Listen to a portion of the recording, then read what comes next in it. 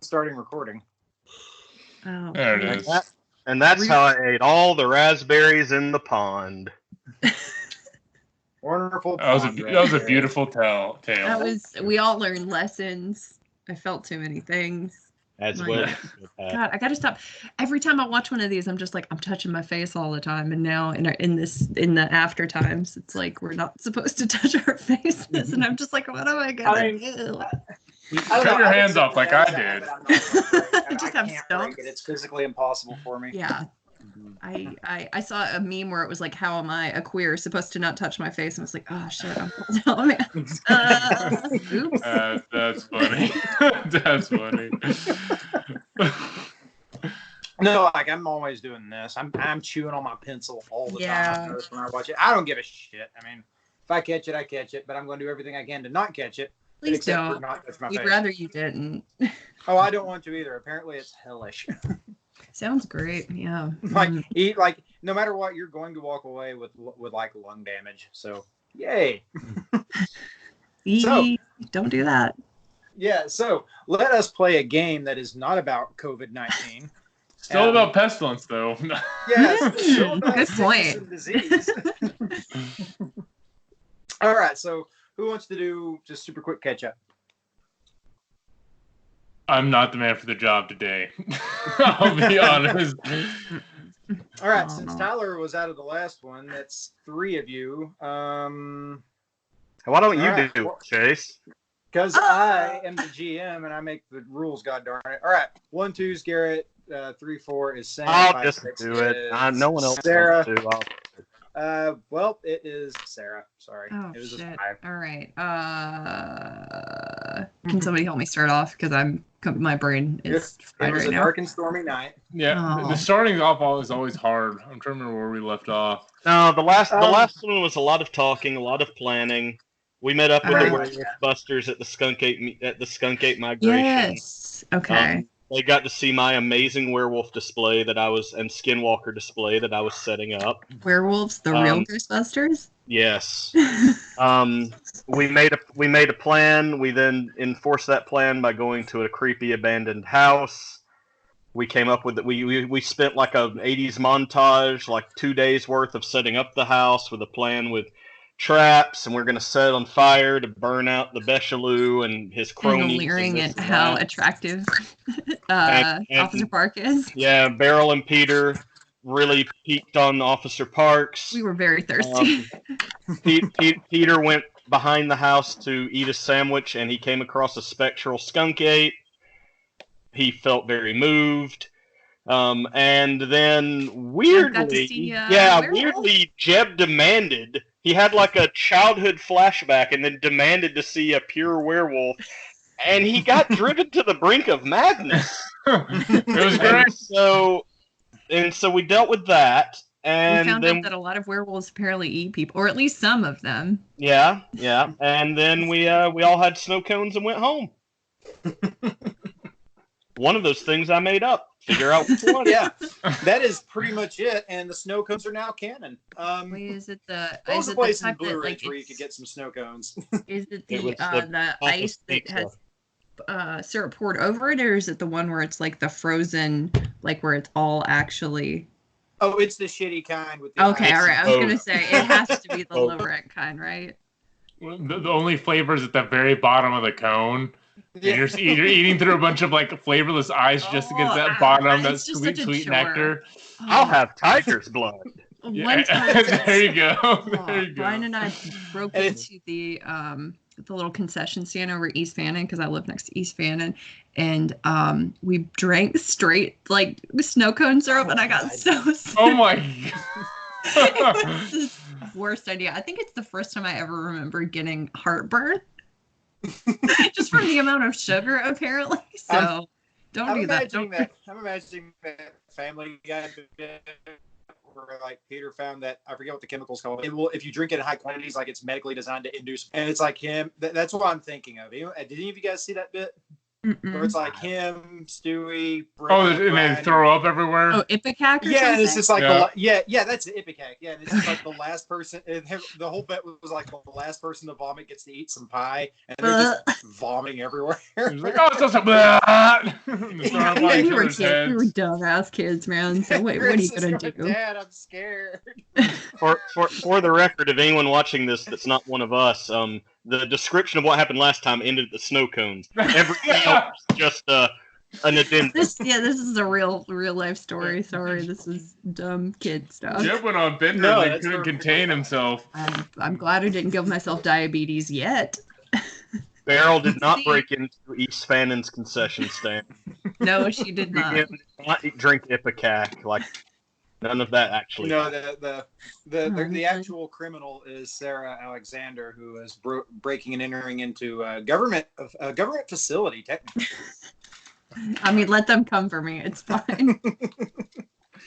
All right, so we're going to say it is the next day because, time is of the essence.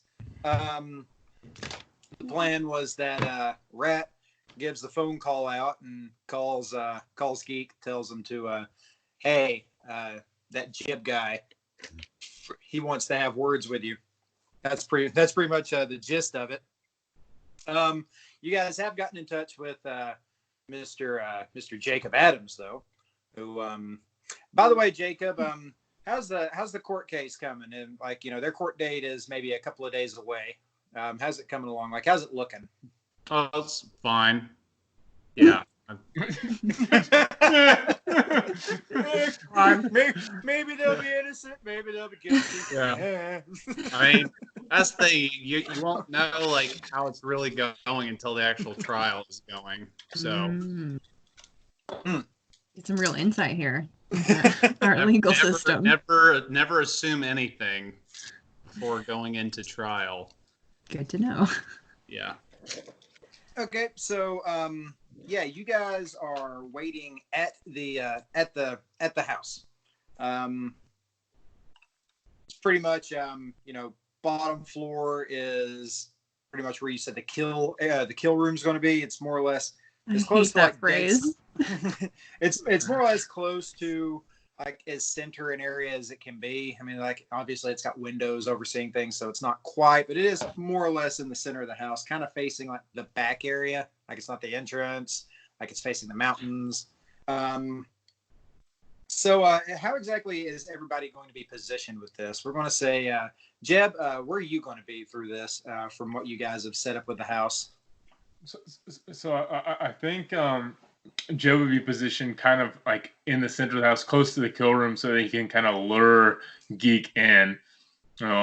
Jeb's kind of imagined it where he can hear Geek approach and be like, oh yeah, come on in here. Very, very stereotypical. Just deeper, come deeper in the house. All of my voice. So he's going to be probably in the kill room or close to it. Okay. And as we've said, underneath in the crawl space, there is not only a whole bunch of gasoline, but there is also you guys have been assured Clancy is waiting on the other side of the gauntlet in the shadow for a certain any kind of word from any of the werewolf buddies. He can. I mean, honestly, there's ways he can kind of peek in and listen for certain things. What exactly is the plan? Once he gets in, once he gets into the kill room. If I remember correctly, Clancy said that he can grab him, and kind of hold him, and then a burning building wouldn't kill Clancy. So that sounds pretty damn good to me, to have a werewolf literally pin him down, close up the entrances to the kill room so that the rats are contained, and then just light the motherfucker on fire. Okay, so Peter, where are you going to be in all of this? Did we determine how many doors or windows are in and out of the kill room? We're going to say that there are 2 doors into the kill room. One is leading from the main hallway. The other one is leading off to what's essentially the living room of the place. And it's more tucked away on the other side. There's 2 windows. You know what? We'll say 2 windows and glass French doors that just mostly just slide. You know, upper middle class, you know, cabin kind of look. Go out onto the porch so you can view nature. Would all of us as a group say that we blocked off the door that's not leading from the main hallway, i.e. we made it basically as impossible to open as possible? Mm-hmm. Yes. Okay. Then Peter is going to position himself on the outside of one of those two windows. Okay, we will say that you are on the one, like you're facing the French doors. It's on the left. You know that it is more or less underneath the sink. Yep. Are we trying to use our net or quilt, the dogwood goodnight tactic here on this one? Are we trying to like... Not if we want to get out of a burning fucking building. Well, I didn't know if we wanted to like try to like just, you know, sort of contain him first and then run away. I thought the plan was Clancy was going to contain him, and then Jeb was going to get the fuck out, and we were just going to block exits as best we could. Okay, so Clancy's going to grab him in his human form, and in whatever form he claims he can take him in whatever form he takes. But isn't it like they're very difficult to destroy whilst in their husk or whatever? So I'm just trying to win. Like I'm wondering, like if we're just hoping that like after the explosion takes out that, you know, human vessel or whatever, that hopefully it also destroys the rats. It would burn up the rats, and we're positioned to exit to try to take out any spillover that comes out. Okay. All right. I thought that was the plan. Yeah. All right. Sorry, I'm just like not intensely clear on this combat plan or where I should be. That's fine. What could possibly go wrong? Well, it's a matter of life and death. If it helps, Beryl, I literally just made up where I was after asking 2 questions. So. Okay. All right. I'm sitting here trying to go like, should I be upstairs? Should I be like outside, like hiding in the bushes and then come out after to... Well, consider this. Even if you like, you know, throw fire at a gas can, it's not going to explode like you're thinking. Mm-hmm. Gas doesn't really work that way. Mm-hmm. Once it ruptures, it's going to just spill out and fire is going to go everywhere. But yeah, it's not going to be like an action movie explosion. It's just once it starts going, it's going to start going really fast.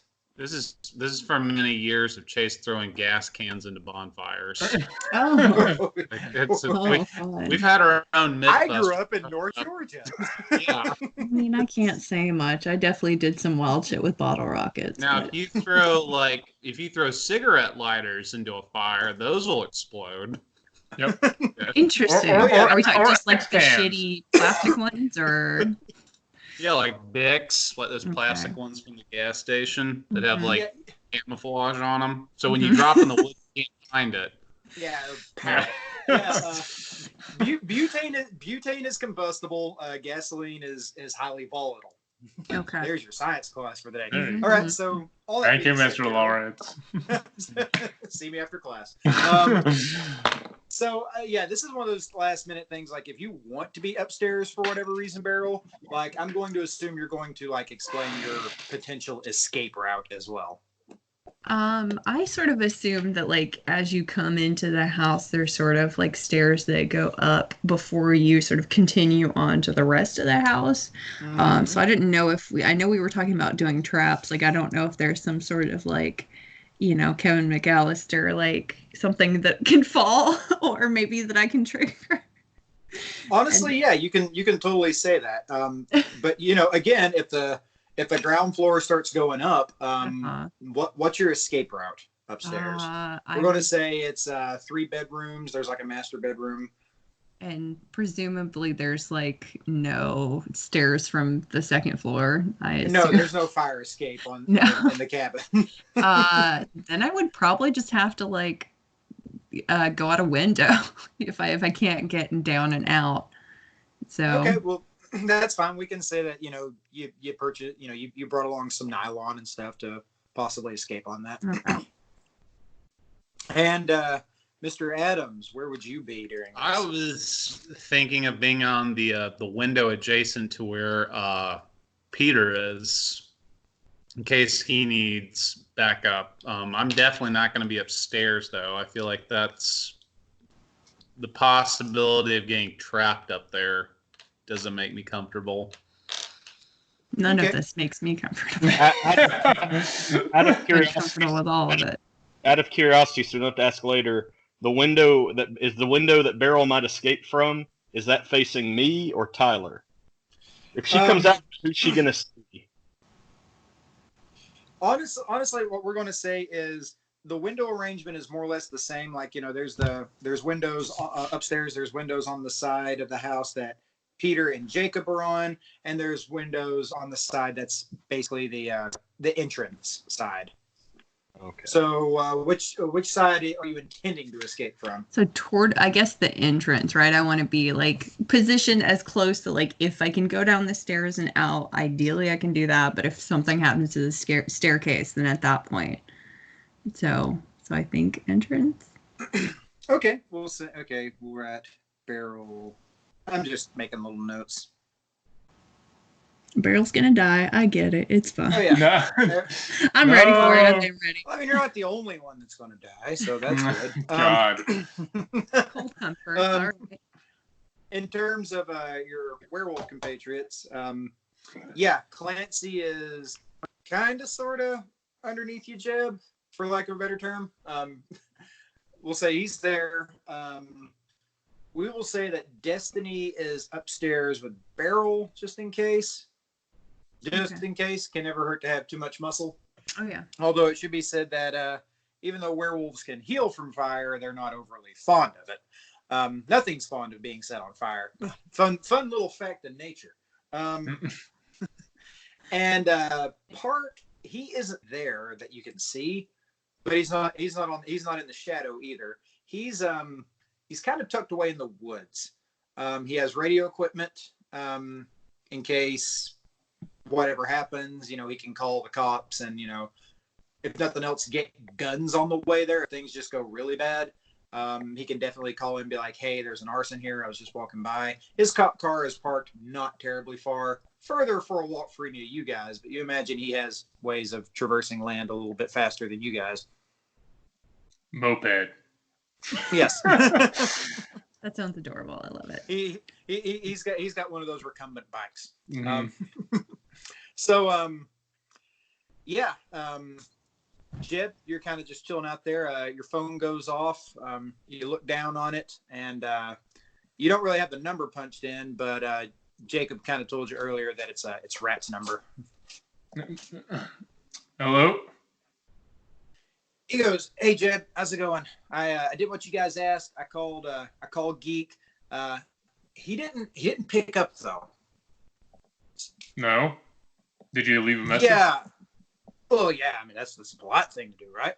But I did. I tried calling around.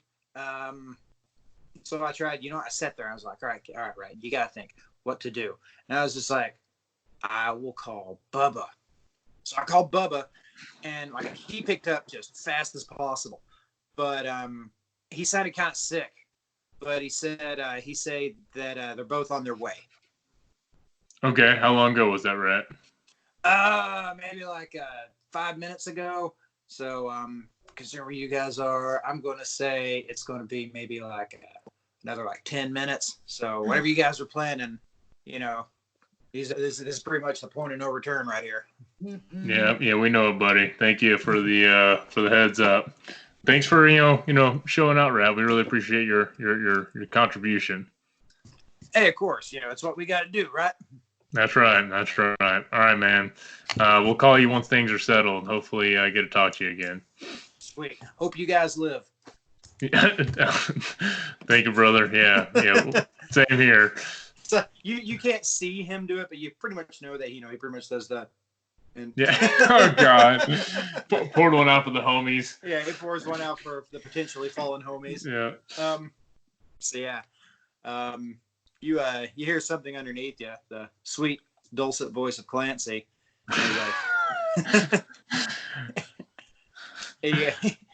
He goes, I can't help but notice that your dad's not with us. Yeah, I know. I told him to stay home. I think it could be useful, but Yeah, I think he just needs to be home with mom. I mean, I know the risk here, and if something happens to me, that's just too much for mom. So we can't lose both of us. So he just needs to kind of stay home. Yeah, that's fair. He's probably gonna kick your ass for it later, though. Yeah, I know. Given I have an ass left to kick, yeah, he'll tan my hide for sure. But yeah, we'll cross that bridge when we get to it. It won't be the first time. Yeah. Hey, I don't know if this is really my place, but us three, we can kind of pick certain things up that humans can't, right? Yeah, I'm sure. Like literally, you pick things up and then maybe hear things, smell things, right? Yeah, about that.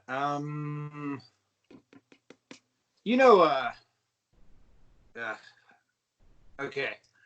They can train dogs to smell things in people in hospitals, right?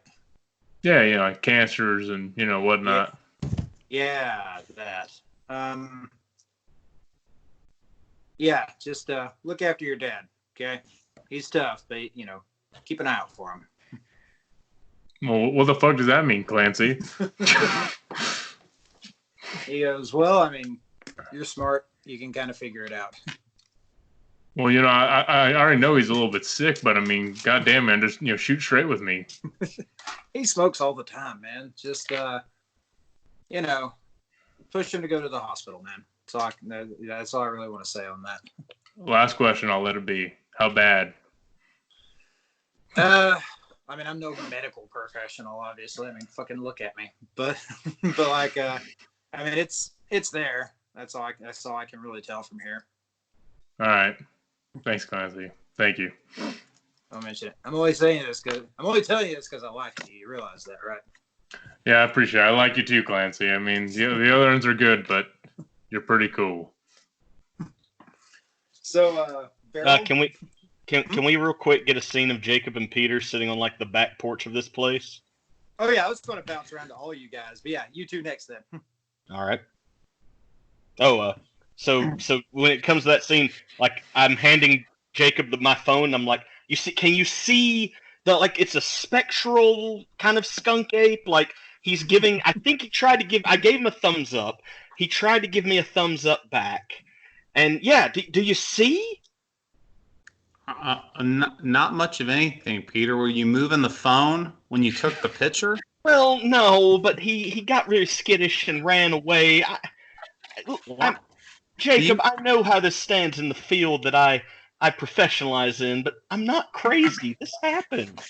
No, but you do have a certain filter apparently over this photo. Okay, look, I don't really know how to operate the photo mode that well. I wasn't expecting this. I was enjoying a tomato and mustard sandwich. No, it's a good photo, Peter. You did a good job. Well, all right, and he takes the phone back and closes it. It's like, look, at the end of the day, Jacob, I just wanted to say, as messed up as all this has gotten, I'm really glad you've kind of stuck with us and really helped us out as best you can.